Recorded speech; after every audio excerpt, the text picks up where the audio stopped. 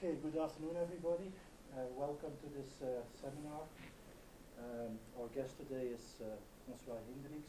He's a professor in media sociology and journalism, if I may put it that way, at the ULB, which is the Francophone Free University in Brussels.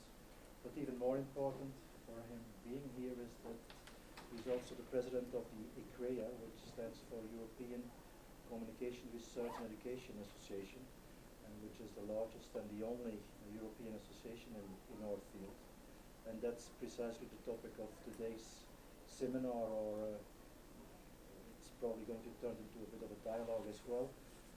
The quality of communication research and education from a European perspective. So the floor is yours. Thank you, Jan. It's always delicate to be expected to give a European perspective, because as you know, when you try to identify what is specific about Europe, or anything European for that matter, it usually boils down to what's common among Europeans is that they are different. And so giving a European perspective is hard. So don't take my every word as the official European perspective, but just it's me coming from Europe giving you my views about these particular issues. As you probably know, being a university, most universities across the globe, and broadly speaking, higher education institutions, usually combine activities related to teaching, education, broadly speaking, and research. And it's over the years, it has become increasingly important in most domains to actually keep those two activities connected in a way that the research feeds into the teaching, and in a variety of cases, the teaching actually does feed back into the research. And because of that, people working in those institutions, professors, or to use a broader term, academics, are expected to be productive in those two areas of activities. They're supposed to be active in research, they're supposed to be active in teaching, and of course the balance between the two may vary according to the particular situation of each and every one of them. And then there's this third set of activities that most of us are expected to do, and it's called something like service to the community, and that includes service to your own institution. So most of us are sharing our time between research, teaching, and some sort of service to the community. These three sets of activities, although they are tightly connected, are very different in nature. If you think of it, it's almost like having three different jobs. And although those are three different activities, the overall activity of an academic needs to be assessed. It needs at some point to be evaluated. It needs to be reported upon. If only because all of us ask for promotions every now and then, each of us apply for grants, each of us apply for a new tenure, and therefore the notion that we are to be evaluated is absolutely crucial. I might stress the fact that it's even more crucial given the fact that in many cases, of course, that's not in all cases, but in many cases there is public money involved. And as you know, these days, accountability and transparency in the use of public funding is more important than ever. And therefore, the notion that you have to account for the money that was spent on you and the means that were given to you is increasing. I might start by saying that these evaluations themselves, because they are ever more complex and because they are ever more important, they have become an activity in itself for most of us. So in a way, you might want to add a fourth type of activity to academics of a certain experience, is that we are asked ever more to evaluate peers, to evaluate colleagues, to evaluate projects, to evaluate this and that. And if you add up the time that people like us spend evaluating, it is becoming quite impressive.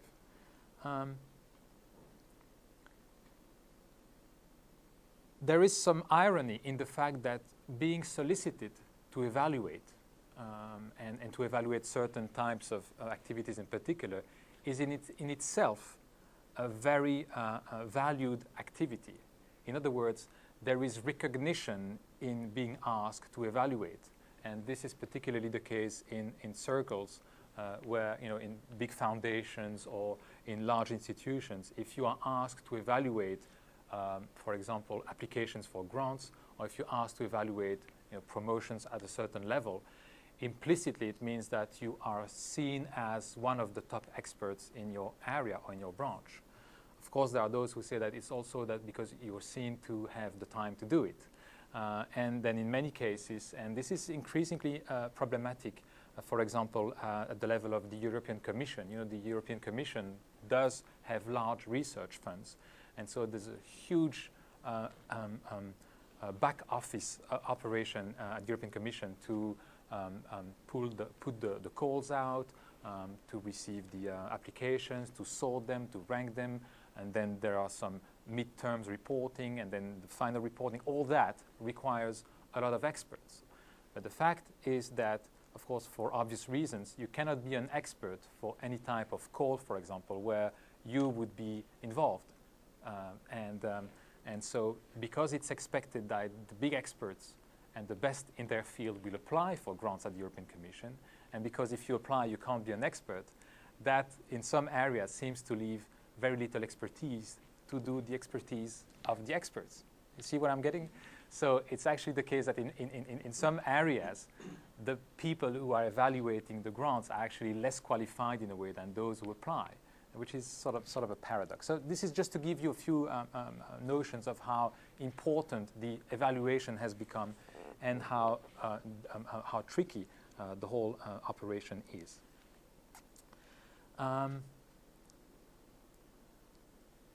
It is the case also that in recent years, the pressure for evaluation, as I mentioned, is increasing. Not only are individuals evaluated at different stages of their career, increasingly teams, institutions, and as you probably know, even universities as such, or even a set of universities of particular countries are under increased pressure to be evaluated and even ranked.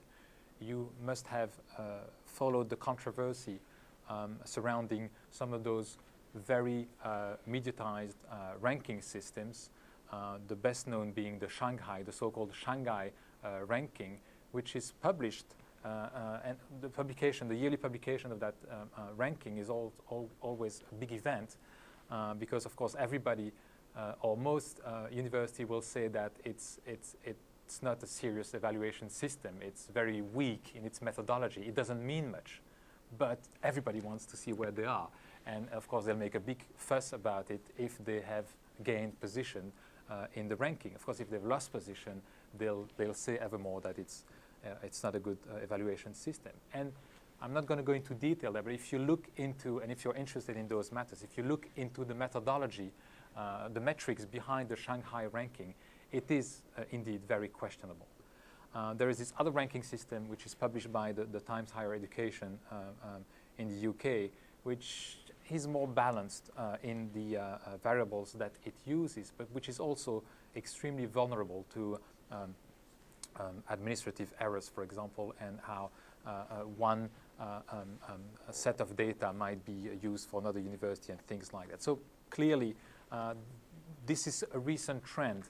Having such a competitive and globalized education market has led to actually those worldwide rankings.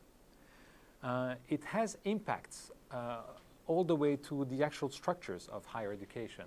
Although they'll deny, it would seem that the French government has started a couple of years back a huge restructuring of the universities, which leads to more autonomy, but also of mergers of a number of universities. And the idea being that, of course, larger universities mechanically go up the scales of those rankings, because, of course, there's more publication, there's more activity. And so even if you don't change anything in your structure or in your level of activity, just merge a few entities, and the resulting entity is so big that it will go up in the rankings. So evaluation, ever more evaluation. And I want to make it clear from the start that I don't see that as a problem. I think it's perfectly normal, and it's perfectly sound that university research teams and individuals, for example, have to be evaluated and have to be put under some pressure to deliver a reasonable level of quality activities in that area. Having said that, and the fact that there is no reason why this particular activity should not be evaluated just like any other activity, there is two footnotes to put to that. One is that, of course, research and education isn't like any other activity. It isn't like any other business. If only because it involves notions which might sound like, sort of from another age, but they are absolutely crucial still nowadays. Notions like academic freedom. The fact that there is such thing as academic freedom, the fact that in a number of cases that freedom is under constraint still makes it something different from other activities. There is a notion of independence of judgment. So when you do research, and in some very sensitive areas, you'll understand that it's absolutely crucial to keep your independence of judgment. When you work on very problematic areas, such as cancer or energy or these genetically modified organisms, where there's a lot of pressure from the industry, from society, from a variety of pressure groups, and when the sources of some of the funding of some of the research might, shed some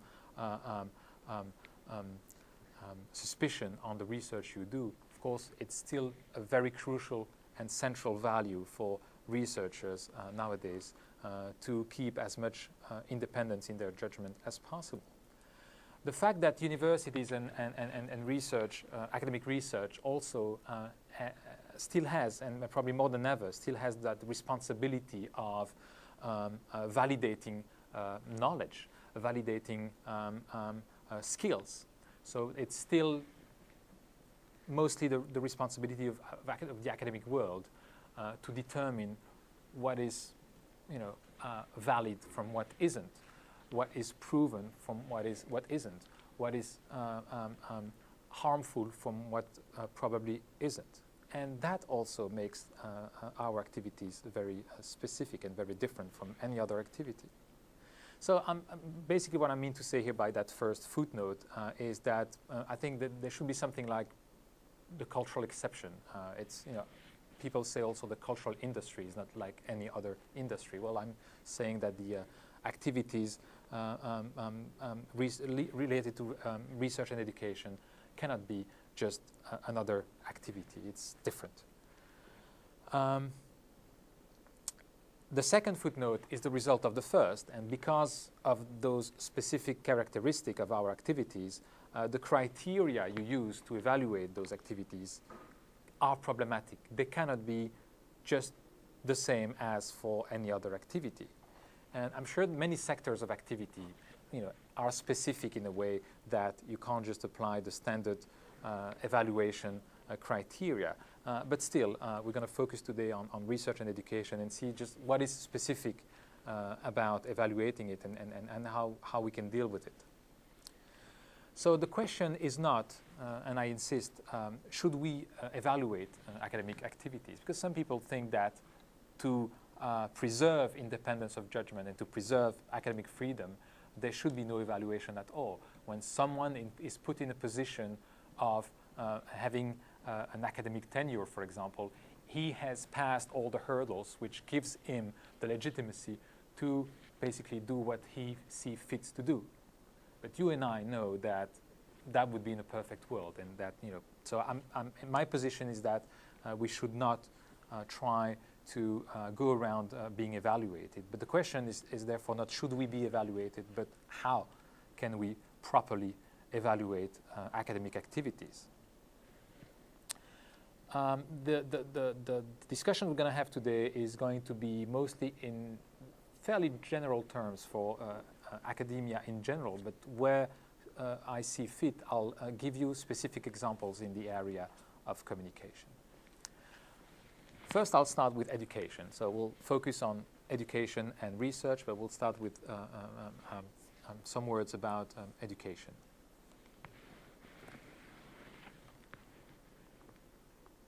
Any kind of evaluation can only be performed against a set of objectives. You set someone or some institution some objectives, and then you can, after a certain period of time, see whether those objectives were met.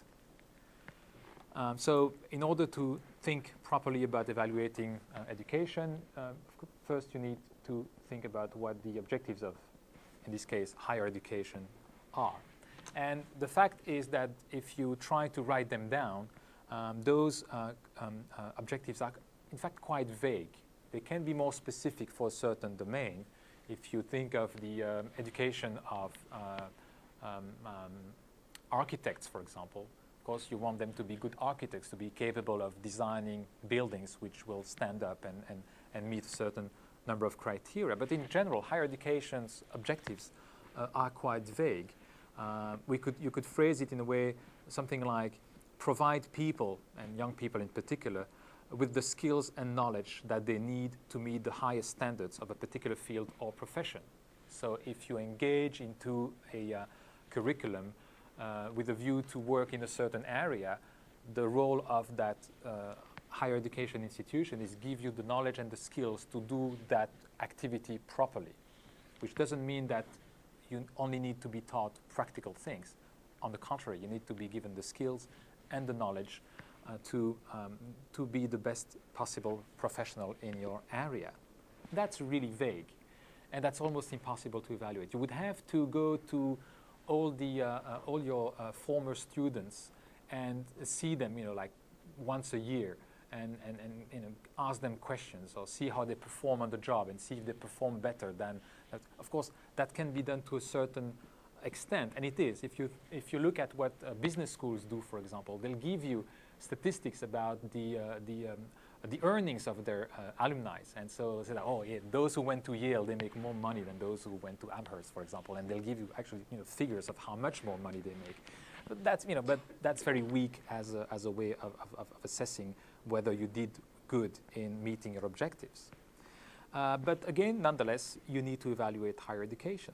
I'll give you a few examples of the kind of variables or the kind of indicators that are used, at least in Europe, and I'm sure to some extent in the US as well. And in some of the rankings that I mentioned earlier, they use those kind of criteria. One of the criteria is, for example, the staff per student ratio.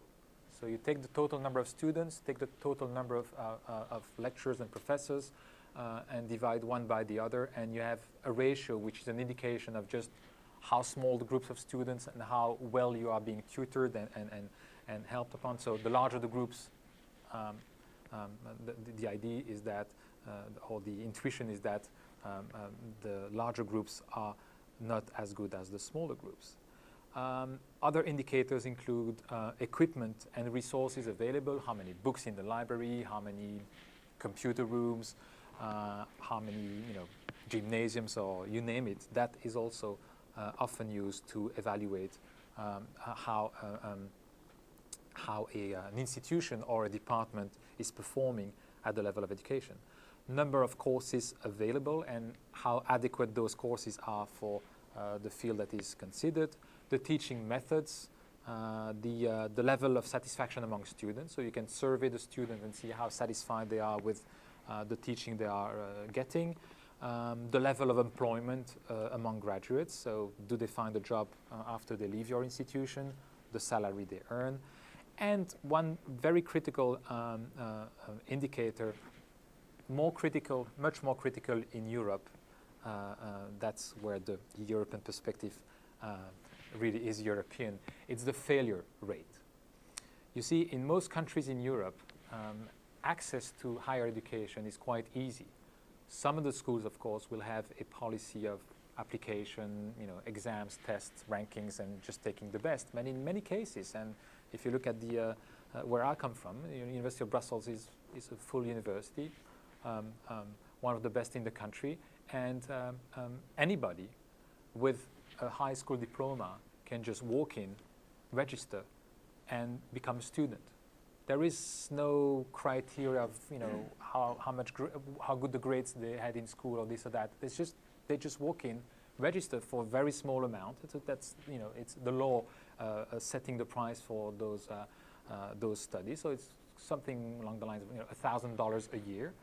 So the state funds the rest. So we get a lot of students. Obviously, it's we have very large groups, particularly in the first year. What happens is that not everybody is meant to study in a university. So many will fail in the first year. And so you'll have much smaller groups in the second year and the years after that. But therefore, the failure rate and just what proportion of the students make it through the first year is actually a very crucial indicator when you want to evaluate higher education in Europe. I'm going to, talk about that failure rate for a few minutes because it's really typical of how tricky it is to use those indicators to evaluate higher education. When you look at an institution or a department which has a very high failure rate, it's tempting to blame that institution, so to hold it against it. If you have a high failure rate, it means that you're not doing what's necessary to help your students pass the hurdles. And on the other hand, in a number of cases, having a high failure rate is, on the contrary, a sign of quality. It means you are very demanding. It means you're very strict. And it means that the students that you graduate eventually are top-class students because they went through such a selective system. So it really depends how you look at it. So a high failure rate can be a sign of quality, can be a sign of failure. Which one do you choose? It really depends on what you're trying to prove. Let's have a closer look at what failure might mean and how it can be dealt with.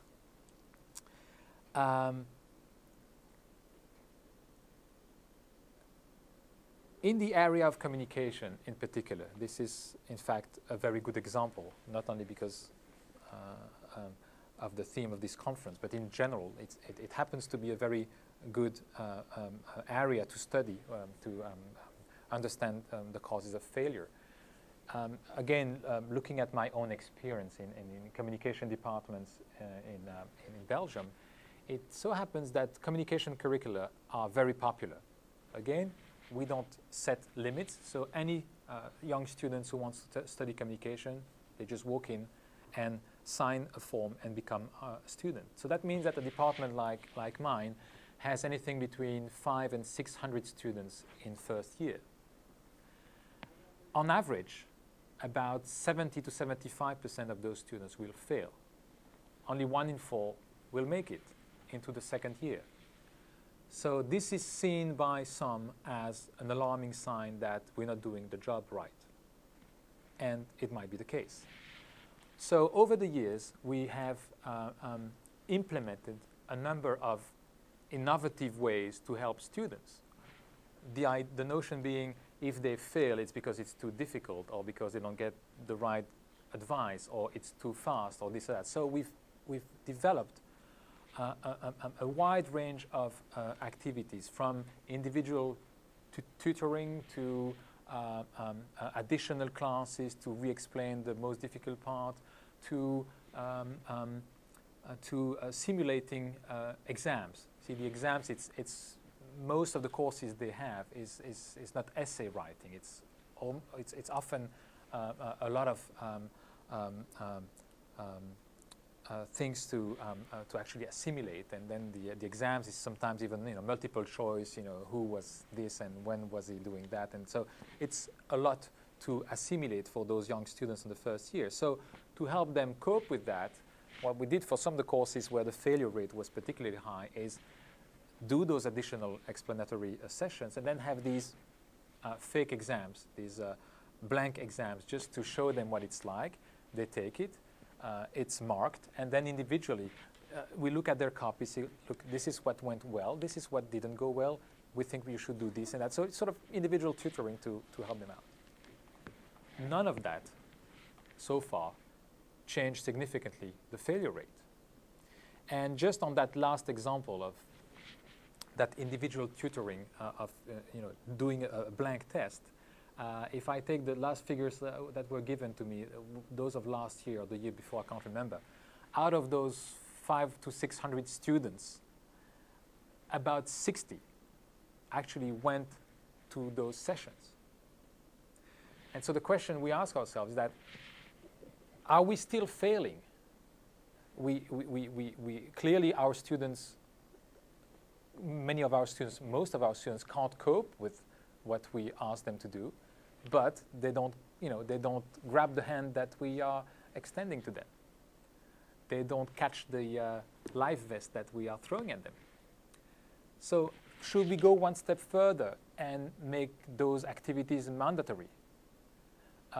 Would that induce, would they come because they are forced, and because they are there, then they would understand better and then they would succeed? Or should we make them responsible adults and decide whether they want to drown or whether they want to learn to swim? That's how the debate is now at my university. And the reason why I go into those details is to show you that it's really difficult to interpret such a basic parameter as failure rate as to whether this is a sign of quality, a sign of failure, or a sign of fatality.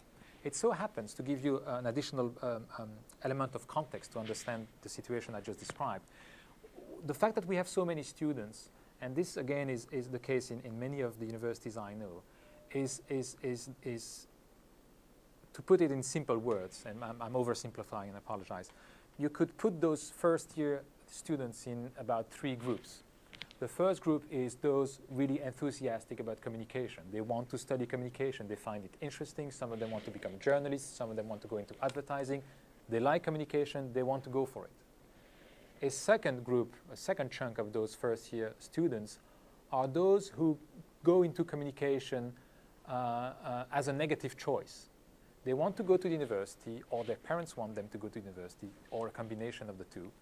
And of course, they don't want to go into natural science because they were so bad in math that they don't want to look for trouble. They don't want to go to business schools because it's so difficult and you have to speak 3 languages, and there's also some math there too.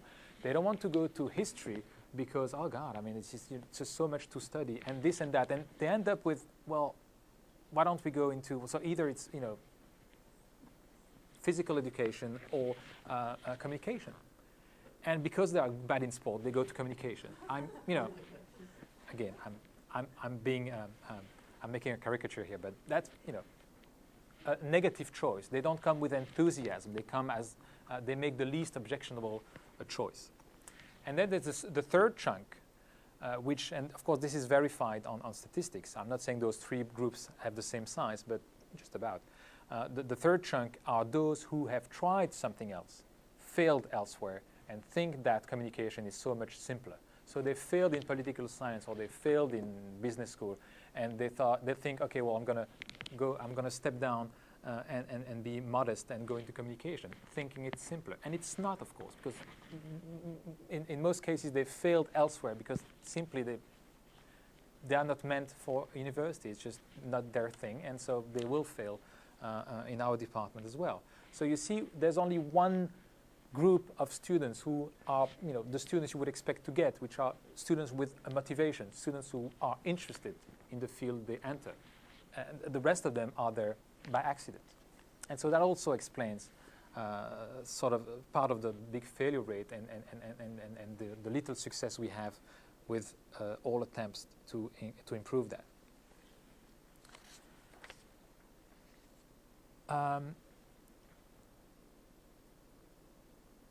The second of those variables that I mentioned, so the failure rate was one, and I told you about the courses available. That it's something important when you do some audit of a department and see how that, say the master program is doing.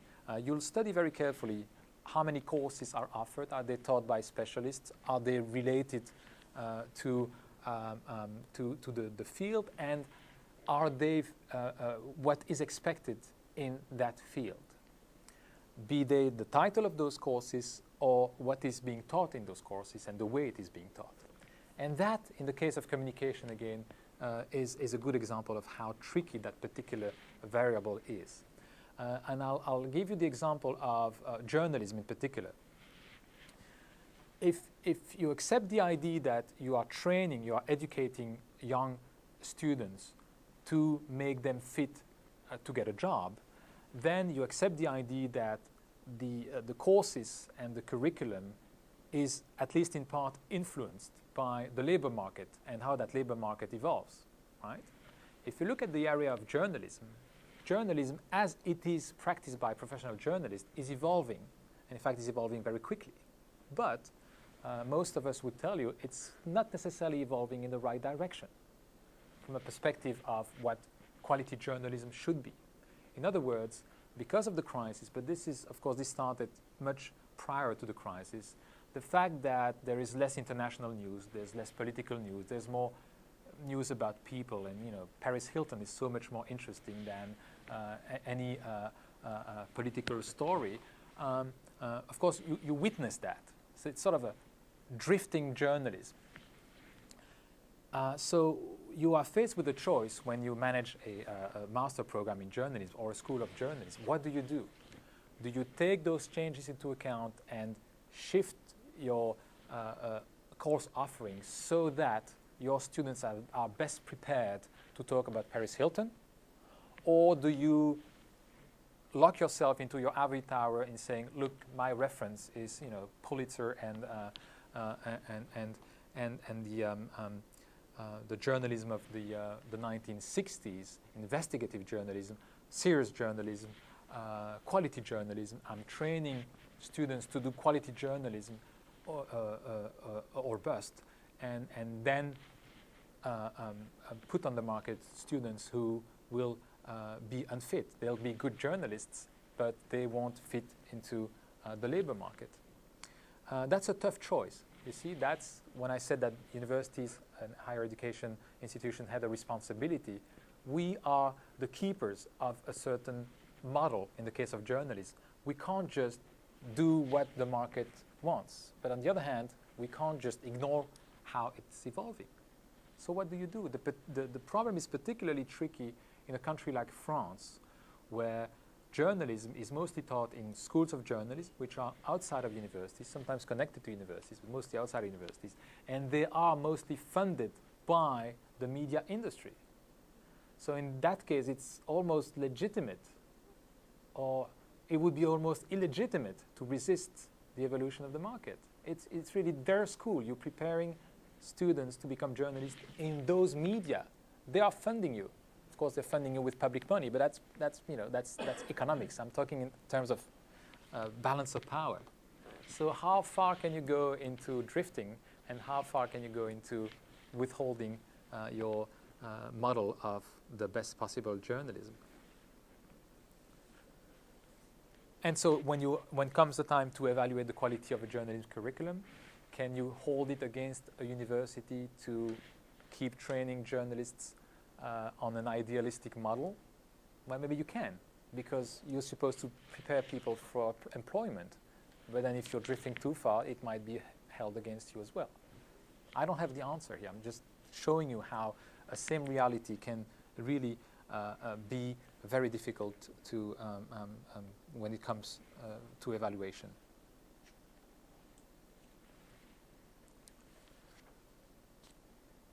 So much for education. That was at the institutional level. If you go down to the individual level, there are many cases of, and it's partly the case here too. I think Jan told me that, of course, you can ask students to evaluate their teachers, which is fair. as long as it's using the right criteria, and as long as it's not just revengeful, as long as it's constructive, as long as it's within the dialogue to just improve things. So that happens. Other than that, it's very difficult to evaluate the teaching at the individual level. You can go and sit in the classroom, being a colleague, you can go and sit in the classroom with a colleague and determine whether he's a good teacher or not.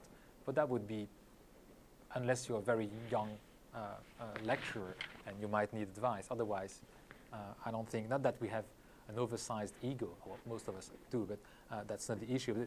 It wouldn't work. It wouldn't work. So you have to rely on whether criteria such as is the teacher on time? Is he teaching the hours that he is supposed to teach? And those kind of really basic parameters. Otherwise, it's very hard to evaluate the teaching performance of a lecturer or a professor. And that's the reason why when an academic is evaluated at the individual level, most of the time, and in many cases, all the time, it will be his or her research activities which will be at the heart of his or her evaluation.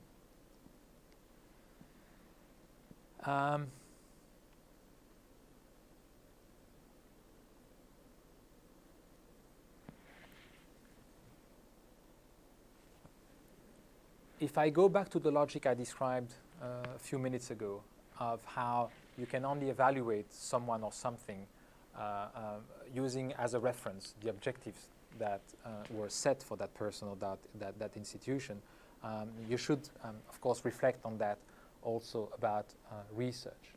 And that's when I'd like some audience participation here.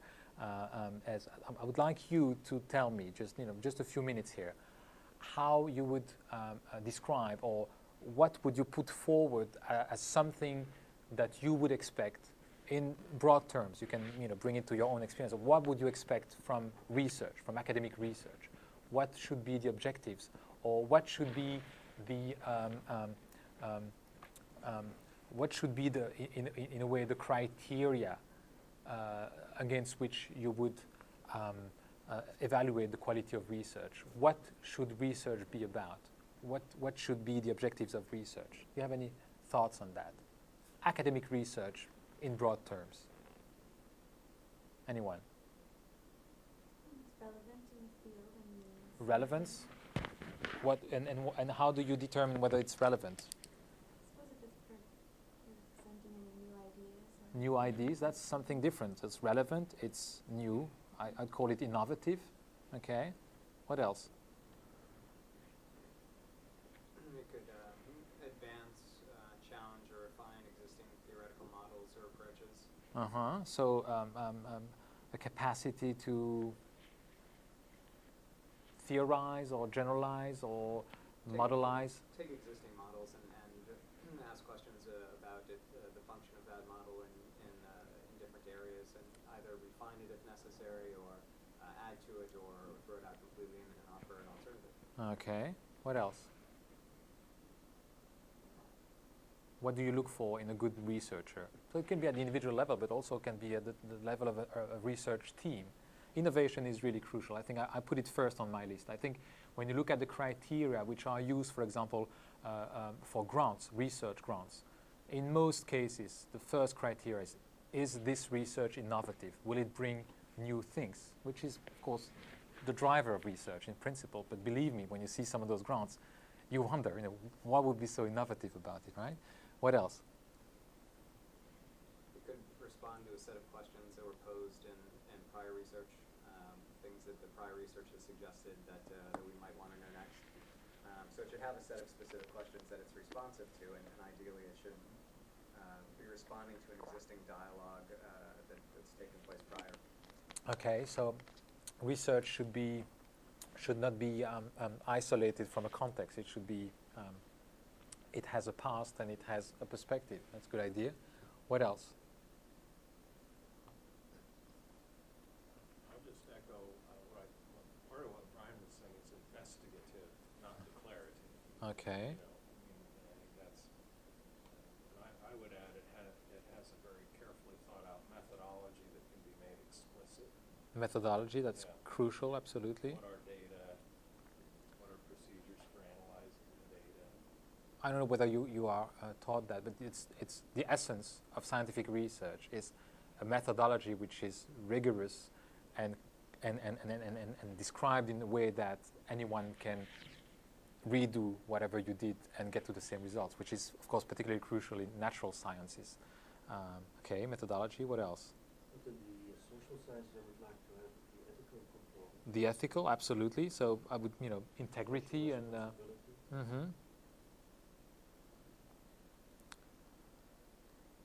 In many areas, there's also the criteria of applications, industrial applications, patents. Sometimes you'll see in standard reports how many patents does your research team has, which in social science always makes us smile. But we might patent something some point. I'll think about it. And at the individual level, some of the criteria that are often implicitly there, but which are really important when you evaluate someone is first is his or her dedication. Is it someone who's really into his or her job, and also leadership. And the notion of leadership is a bit tricky also. You can't measure it. It's something that anyone knows. I mean, ask any of us, show us a list of our colleagues, and you can see who among those displays leadership and who doesn't. Of course, that doesn't mean that those showing leadership are better than those who don't. In fact, some of the expressions of leadership sometimes are counterproductive because there might be sources of conflicts, power struggles, and things like that. But still, you would expect, an attitude of leadership. But you would also expect from a research team or researchers leadership in the sense of expertise. You would like to have someone who's among the leaders in the field. That goes back to those expert committee I mentioned earlier. When you are someone that the National Science Foundation calls upon to judge about this or that, then that's because you are a leader in your field, and that's something one might expect from you.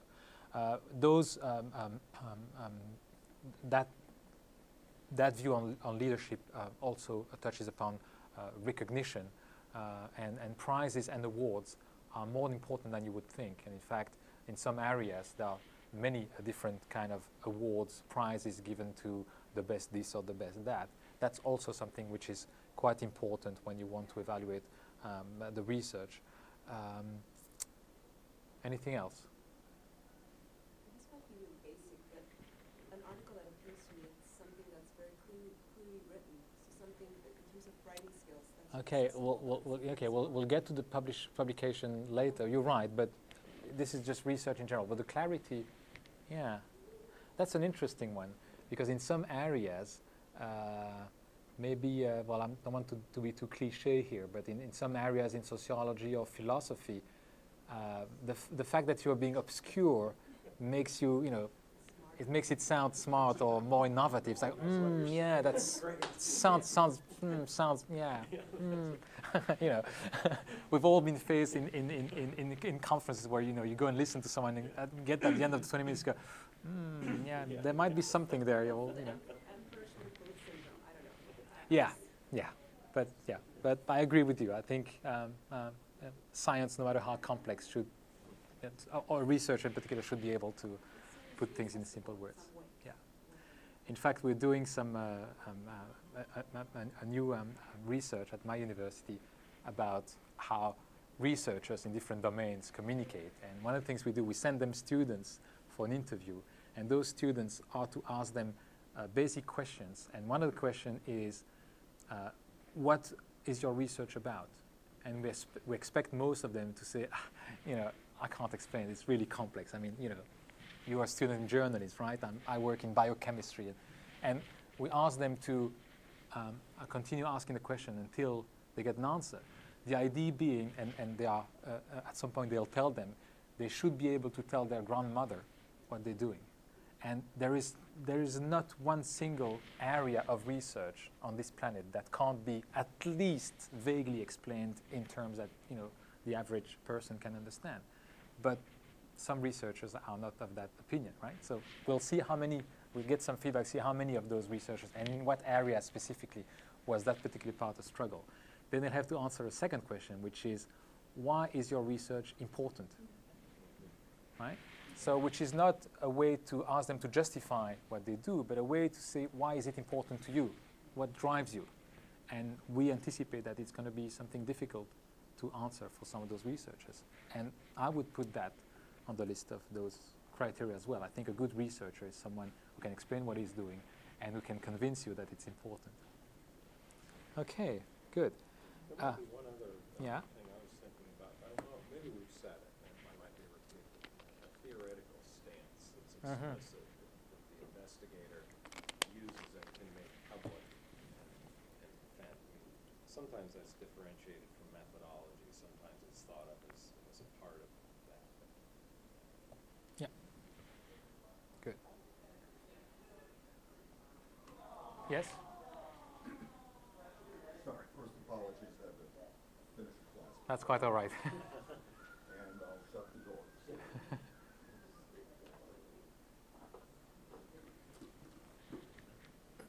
I have an observation that the criteria we've advanced so far, not entirely, but in part, sound to me like they have two kinds of emphases that may be limited. One is that they seem to embrace a theory-practice divide, in which there are scholars at the university and we create new ideas and new findings, and then although it was mentioned, it has some practical sent to somebody else. And the other assumption seems to be that there's a kind of a one-way direction to this, that you engage in the theory, you produce theoretical work, research work, and that then you pass this on, and you're very good at it, somebody else was better. But why can't we look at it the other way around as well? That is, that some kinds of research, not all, but some kinds, should erase that division between theory and practice, should inform the practitioner in that practitioner's ability to join with others and produce new ideas beyond the academy. And a second kind, and that second criteria I was thinking about, that suggests to me areas such as Jan's developmental work, when you have to confront directly a group of people. You're not just passing this on, here are my findings, go do something with it, and work in managerial communication and family working with. Second notion is, it seems to me that good research should not only be addressed as kind of improve somebody else, but improve the researcher. By doing the work, one ought to become a more sensitive observer, a better theorist, a better methodologist, by engaging in a particular line of work. And that kind of circularity, I think, is really important to the development of things. I've always been a bit disturbed in the social discourse. The person who is utterly tied to the last questionnaire, the walls of the academy, and they may get a little better at finding the next new statistic. But whether they're becoming any more sensitive to what's out there around them, any more capable of developing new questions, that, I think, is something that turns down. Yeah, you are absolutely right. And I was thinking when I was listening to you that in a number of areas you might see as a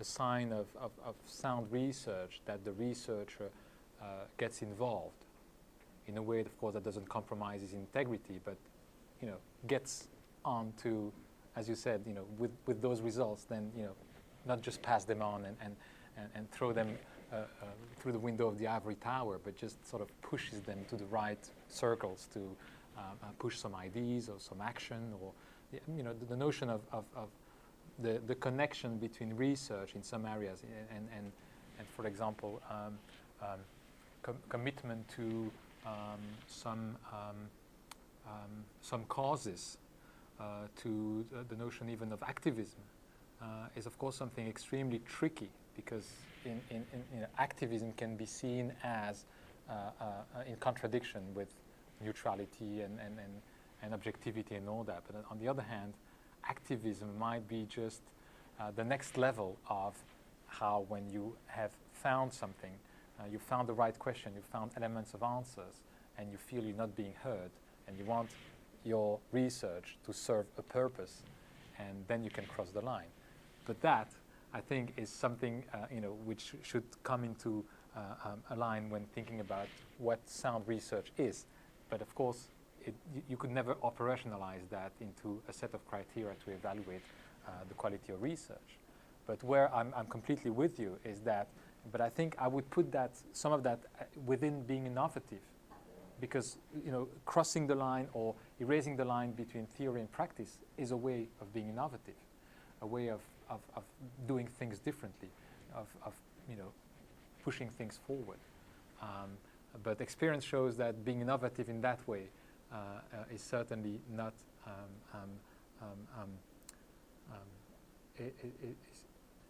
is not comfortable. It reminds me of interdisciplinarity. I'm sure it's like here that there's sort of this notion that the time has come for interdisciplinarity. You see that in calls for proposals for research grants. We will encourage interdisciplinary projects. And then when those interdisciplinary projects come in, they look at it and say, yeah, well, it's sort of weak. I mean, it's sort of a blend of, and then you ask experts, and if an expert in a particular discipline sees it, say, well, it's not really my thing. You see, it's more, and they don't fit in the boxes. And even though there is incantatory calls for interdisciplinarity, in my experience, and I've seen that in a number of cases, even in funding agencies, they call for interdisciplinarity, but the interdisciplinary projects are just left on the side. But that doesn't mean that we should give it up. Right. Going back to the strict exercise of assessment, if we are to evaluate the quality of research, some of the things we've mentioned here can be reasonably transformed into an evaluation criterion. Others cannot. But you will find, if you think about evaluation in general, you will find that it is the case that what you usually measure when you evaluate is in most cases traces of an activity. So if you want to evaluate an activity, you will evaluate the traces left after that activity. So if you evaluate the quality of, say, a hospital, you'll see how many patients were cured, how much it cost, how much, this and that. Those are material traces of a particular activity. So if you want to evaluate research, and it is the case that you will mostly focus on the traces of research, think about it, because it happens that it is the case that research leaves very little material traces. And the life of a researcher is filled with all kinds of activities, and the traces he leaves are just sort of a very indirect result of all those activities. I'll elaborate that in a moment. Intellectual activity in general, and I'll consider that research is an intellectual activity. I'm sure you can agree with me. It really doesn't leave much material traces. It leaves traces such as presence. If you work in a laboratory, whether you're present doing your stuff or not, that sort of leaves a trace, but not much. In some areas, you might produce a, what do they call it, a prototype. That's also a material trace. And in limited cases like that, you can find examples of material traces. But those traces, again, are very hard to weight, to assess, and to evaluate. You can use the reputation, the material traces of reputation. Again, you win a prize, you win an award, you win a medal. That's sort of a material trace of the quality of your work. But, that's not every day, and so you can't rely on that. So my argument is that when it comes to research, the only material trace that you can use, or that is being used at the moment to evaluate the quality, is the dissemination material, is what you produce to share your research, to communicate about it. And in practice, if you look at the way academic research works these days, so there's really very limited means of dissemination. I would put them in two groups. One is conferences, lectures, workshops. You go to an international conference, you have proposed a paper, it's been accepted, you have 20 minutes to present it, and it will leave traces because people are there taking notes. There might even be some website or even some book published afterwards with your text or some of your text, and so that's one strand of dissemination. And the other, of course, is publications. Publications of all kinds, reports, books, and journals articles. But even if you accept to reduce the scope of your evaluation of research to just that, to just dissemination, you haven't solved your problem, because the problem remains: how do you evaluate the quality of research even if you base it only on dissemination material? So let's see how that can be done, and let's see how it is done at the moment. Let's start with the first group of dissemination material, the conferences. When you look at the usual ways of evaluating the quality of someone or of a team based on conferences, you will look at very basic things like the number of conferences that you have attended, and also the prestige of the conference you've attended. But then how do you assess the prestige of a conference? It's always very laughable variables that are used for that. In my experience, one of the crucial points about how prestigious, how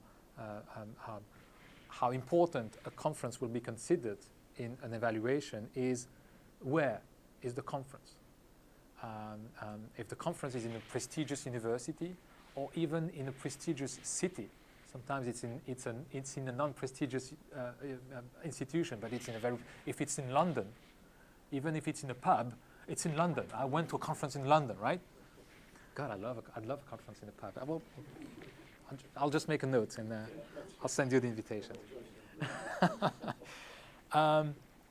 Another criteria which is really crucial is whether the conference is international. That's a really tricky one. I've had endless discussions when evaluating what is an international conference. If you go to a conference, and I've been invited to conference sometimes where I was told explicitly, we are inviting you and your colleague from France so that our conference is international. So in some countries, when you have at least 2 speakers from another country, you get approved as international conference. In other cases, I was in an evaluation committee in France a couple of weeks ago. We had agreed that an international conference is only when more than 50% of the participants come from another country than the one where the conference is happening. How do you check that? Do you ask for the list of participants and passport numbers? Or, of course, there's no way you can do that. So when you go to an ICA conference, that's obviously an international conference. But in most cases, you just don't know. Another criteria which is used to weight the prestige of a conference is whether the proceedings were published. In fact, in many institutions, a conference will only be counted to your credit if your particular presentation was published in a book of proceedings. Now, a book of proceedings, if it's a CD-ROM, does it count? In many cases, no, it's not. It's not a book. If it's on the website, well, even less so. That's crap. If it's a book printed on paper with ink, then it counts. Otherwise, it doesn't. I'm serious here. That's we are at that level of making a difference between a prestigious conference or one that isn't. Also, the role that you have in that conference. If you are a plenary session speaker, that's of course better than if you are a mere speaker. If you are chair of a session, if you convene your own session, all those things will make a difference in the conference. I'm sure you'll agree with me that all those things, which can be more or less rigorously evaluated, although I'm not completely convinced, are missing the most important aspects of it. To me, a conference is to the credit of a researcher if that particular conference made an impression. If that conference, if that presentation, if what was presented there triggered a debate, impressed people, changed things, made things move forward. And in all those things I've listed there, whether you present crap or something absolutely enormously innovative, there's nothing to differentiate that. Because we're talking weighting and evaluating quality, that is, the difference between quality research and the rest. Not that you are accepted at the conference or not. The fact that what you will present is of value, and you have absolutely no means of weighting the value of what was presented. You are down to just taking account of the fact that you presented something. Then you have to consider that if you presented something that's, there must have been some sort of selection, so it must be good. That's taking a lot of chances, I think. And so, again, we have to do with only the dissemination, and as you see, and as you will see further in a minute, even that is a very weak or very unreliable means of evaluating quality in my view. Conferences was the first, publications is the second. Now I'm going to focus more on publications because this is really important. In most settings, publications is really the quintessential core of research evaluation. That's the mother of all evaluations. Now, I want you to remember that of all the criteria that we've listed, of all the things that one might want to take into account to evaluate the quality of research activity, we've had to only use dissemination. And within that, I'm telling you that only publications really matter in an evaluation. And I'll go further in telling you that in most cases, only publications in academic journals is taken into account. Now, this is really crucial in our particular field of work because this is something that we've inherited from natural sciences. It seems to be the case that in chemistry, biomedicine, or whatever, you name it, it would seem that there researchers produce very few monographies or books or things like that. They only publish articles, and so they focus on that. And this was transposed or generalized to all domains of science. And so when you work in social science or in humanities these days, you tend to be treated on the same foot. And there is this predominant focus on journals. Now, among ourselves, of course, we are much more admiring someone who publishes a 500 pages book on a specific subject than an article. But you might find that in some cases it wouldn't even count, that book. It's not a journal article, but it gets more tricky still.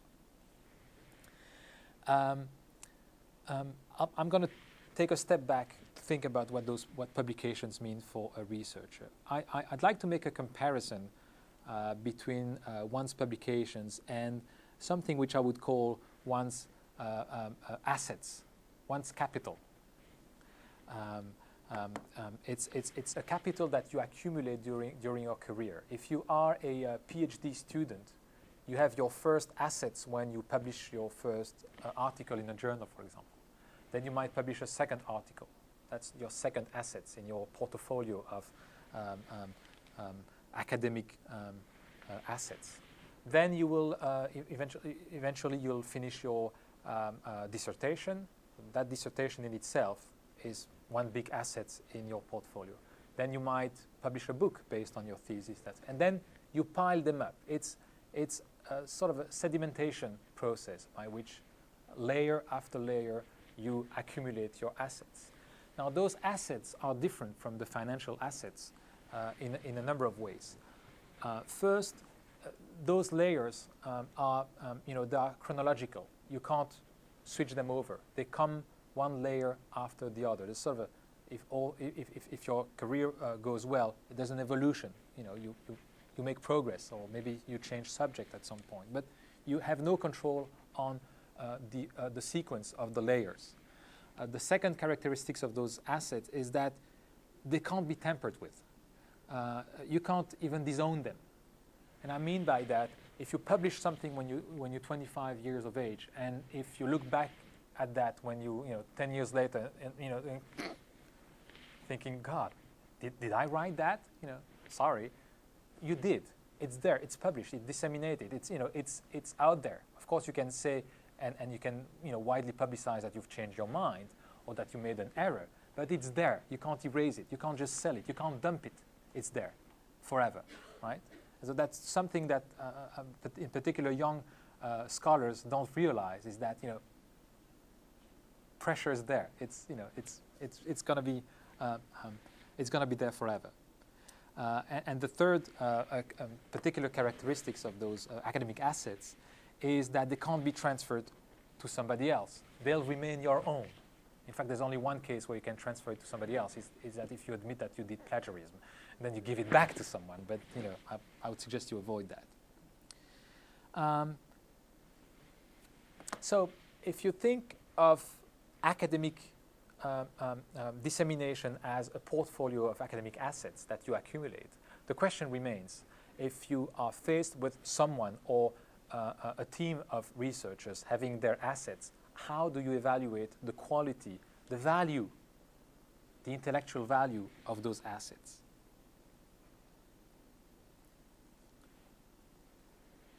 In practice, these days, as I said, it would seem that the focus is increasingly on articles published in academic journals.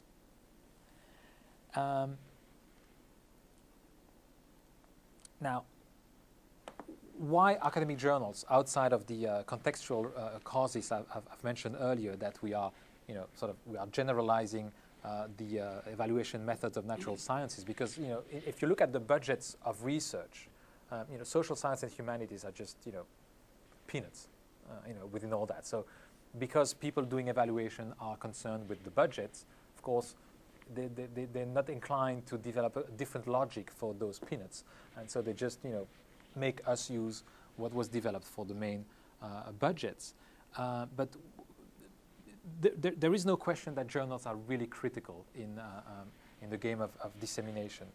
If you look at, I'm not going to teach you the history of academic journals here, but you might be interested to know that academic journals as such have been in existence since 18th century, even late 17th century. And from the start, they've had those four basic, very classic functions that they still have today. This has been very stable, and it's important to know before you use those journals, those academic journals as a basis for evaluation.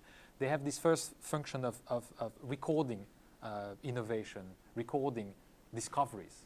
So there's a way, it gives you intellectual property. If you publish something, it's yours for the better and for the worse. But it's a way to, it's like an early patent office. It's Professor this who wrote that. He's the first who mentioned that. Okay, so it's sort of the memory of research, and giving people ownership about intellectual work. The second function is validation, certification. When it's published in an academic journal, there is, otherwise you wouldn't call it an academic journal, there is some process by which the research was reviewed by peers, supposedly experts in the area, and if they say, it makes sense, it has sound methodology, we believe it is interesting, then it's validated in a way. And that has been from the start the second role of the academic journals. The third role, of course, is that of dissemination itself, circulation of ideas, sharing the research results with the community.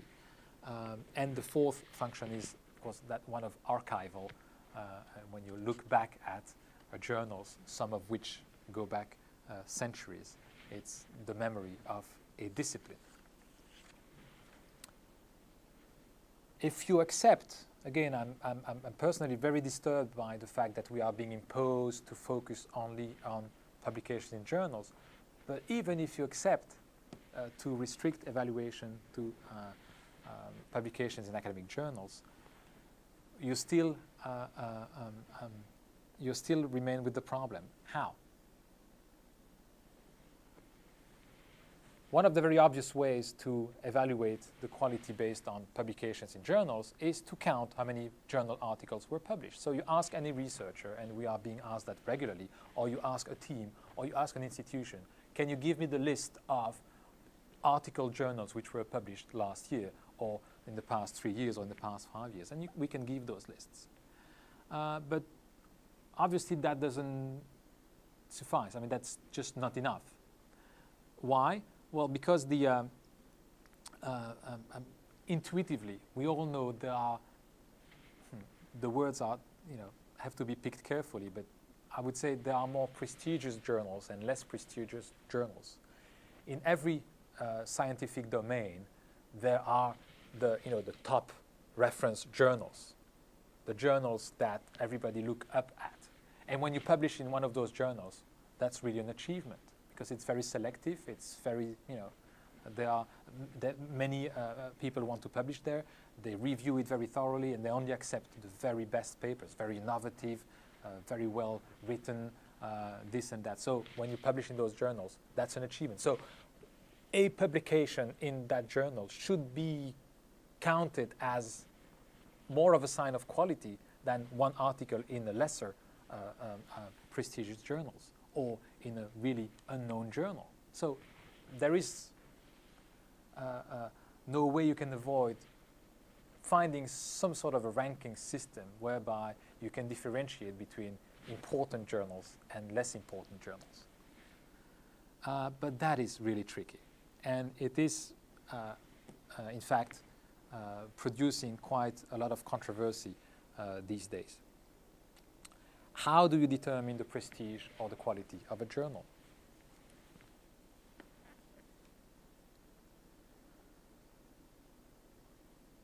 You can choose different ways. I'll give you a couple of examples of approaches which have been tried so far to deal with this necessity to differentiate journals.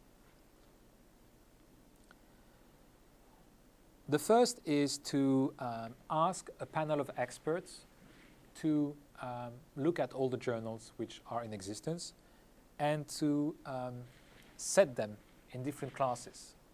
The best of the best, the good, really good, and the interesting, or of any variation of those. And the reason why I give the example of 3 groups is because in many cases the rankings will put journals into 3 categories. And in most cases, they'll be called the A journals, the B journals, and the C journals. In some cases, you'll find A pluses journals, but that's as far as it goes.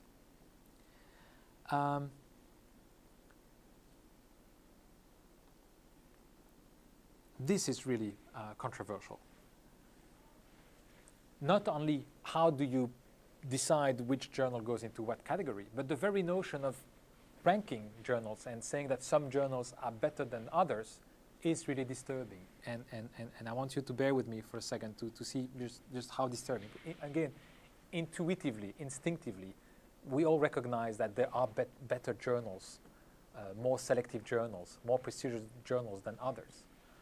But if you think about what makes, think of an example of a really prestigious journal in your own area of interest, and try to think, just why do I see it as so prestigious?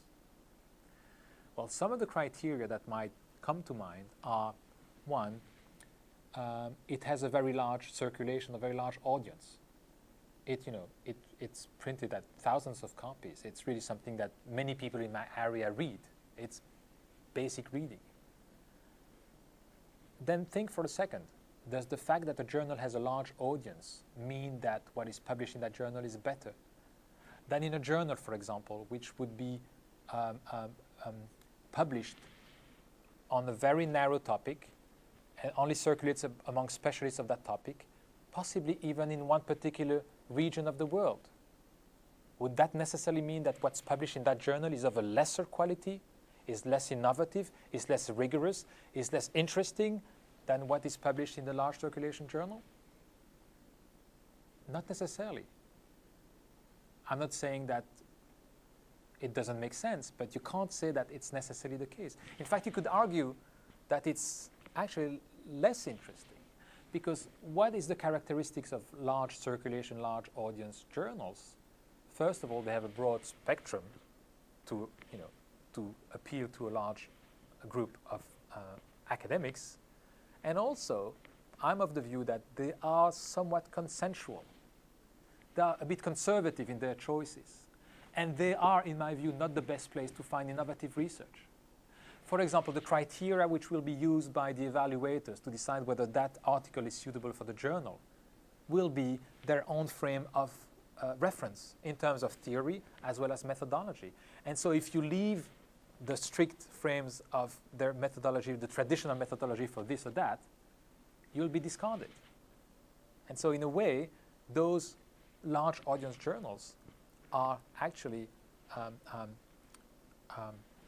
limiting innovation. So you might be of the view that those journals are actually less interesting. And those who publish in those journals, this must have some merit, but not necessarily the merits that you think. So this is really tricky. Of course, you can't just say on that basis, let's not rank the journals, because there are journals which journals are different in nature. I'll give you an example of the controversy at the moment in Europe is essentially around an initiative taken by the European Science Foundation. The European Science Foundation is sort of a federation of national funding agencies for research. So this is a good institution because it tends to coordinate what's being done in different countries, trying to harmonize what can be harmonized while leaving different traditions in each country doing the things that they want to do. One of the things they've tried to do, and they've achieved to a certain extent, is agree on lists of journals ranked in categories. So what they've done, they've started a couple of years ago what they call the European Reference Index for the Humanities. And they've gathered groups of experts for the different disciplines of humanities, listing journals and arguing endlessly until they agree on which journals are A, B, or C. I'll give you some of the quotes from their working documents, the guidelines for doing that. Well, first of all, they use quotation marks, but still, they say, we strive to only list good scientific journals. So, in a way, all journals, A, B, or C, are good journals, which is a good start. But then they ask the category A, they describe them as high-ranking international publications with a very strong reputation among researchers of the field in different countries, regularly cited all over the world. The B journals are standard international publications with a good reputation among researchers of the field in different countries. How do you make the difference between a journal which has a good reputation and one with a very strong reputation? I don't know. I was not on the expert panels, but personally, I don't know how to make a clear choice between a good reputation and a very strong reputation. Of course, there are some clear examples of really, unquestionably high-ranking journals and those which you've never heard of.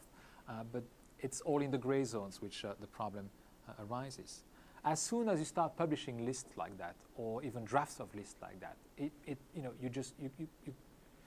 you cause a roar in the community. They also instruct the experts to put no more than 10 to 25% of journals in the A category. They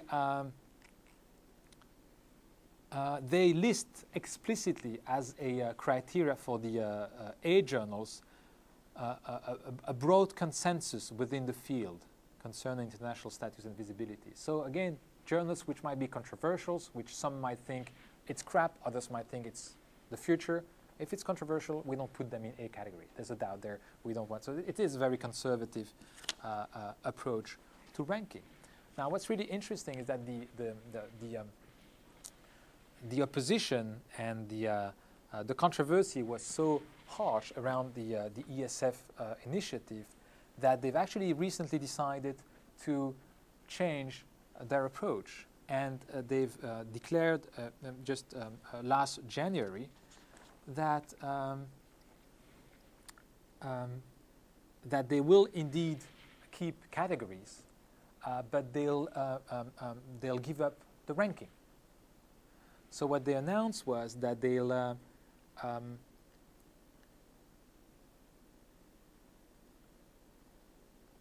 they will create, and I quote, they will create a number of descriptors which will be associated with each journal listed. And of course, they say we'll announce later what those descriptors are, but in other words, they'll instead of putting journals in categories which are ranked from A, B, C, A being better than B, which is better than C, they'll have a set of classes, and journals will be in classes, or maybe some journals might be in different classes if they become attributes, and that will solve the problem of ranking. Except that, I might argue, as a user of those ranks, when you do evaluation, how will that help in the exercise of evaluating the quality of a publication if the class you're making are not ranked from better to worse? So if someone has 15 publications, 2 of which are of category X and 3 of which are of category Y, if they don't tell me that X is better than Y, why should I bother? If it's going back to just counting the publications, I don't see the point about making categories. So let's wait and see what those categories will be. But it's interesting to see that the controversy and the pressure on ESF and the different national agencies was so strong that they actually, and this was unexpected as far as I can tell, they decided to, for the time being, to give up the very notion of ranking. And I think at that level, it's a first. Of course, this is just for humanities, but this is really something to follow. Whether you use those lists ranked or not, and this is one of the reasons why there's such controversy, is that because in this case you rely on experts. Experts in areas like ours, you can never have a panel of experts which will be accepted by the entire community. What is a communication expert? I mean, you and I know that within that there's such a wide range of subjects, such a wide range of methodologies, such a wide range of schools, of theoretical frameworks, that, of course, if you want to have all that represented, you would have a huge group of experts. Then you'll have to over-represent some of the... It's just, you never get consensus about an expert panel. ESF did a particularly poor job in that respect because they had just representatives of the national agencies, which would cover something like, from political science to social science, just one expert, judging the journals for all that. So one of the main complaint about those type of expert-based lists is that, basically it's subjective. It depends on the expert.